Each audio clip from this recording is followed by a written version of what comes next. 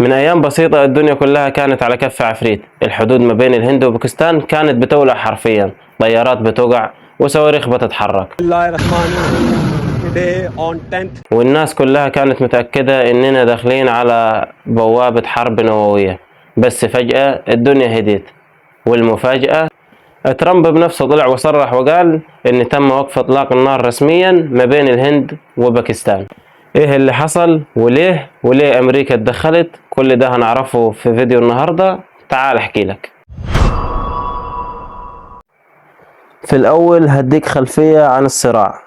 الهند وباكستان دايما علاقتهم متوترة من ساعة تقسيم شبه القارة الهندية سنة 1947، ومنطقة كشمير اللي كلها جبال وسكانها مسلمين بقت دايما سبب في الخلاف. الهند مسيطرة على جزء كبير، وباكستان شايفة ان ليها الحق هناك.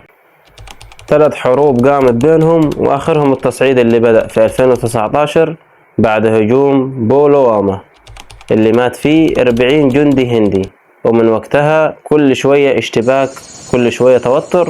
لكن اللي حصل الأسبوع اللي فات كان الأخطر. حصل تصعيد عسكري وخسائر. من أسبوع تقريبا بدأت المناوشات من جديد، لكن المرة دي كانت أعنف بكثير.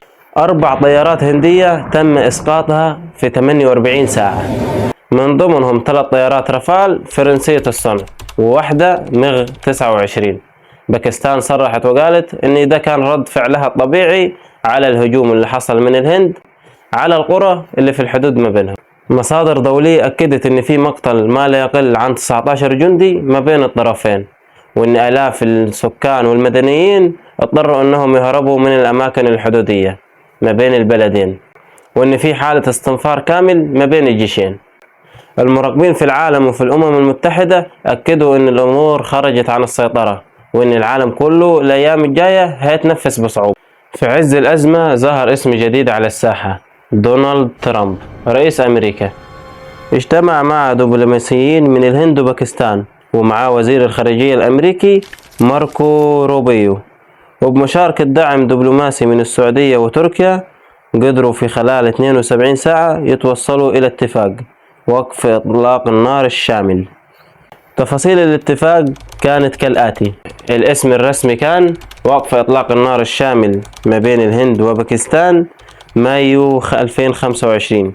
بدأ التنفيذ يوم 10 مايو الساعة 5 مساء بالتوقيت المحلي. الاتفاق كان بيشمل وقف إطلاق النار جوا وبحرا وبرا، فتح المعابر الإنسانية، ووقف الحملات الإعلامية العدائية، والتعهد بعدم التقدم العسكري في كشمير. رد فعل الدول.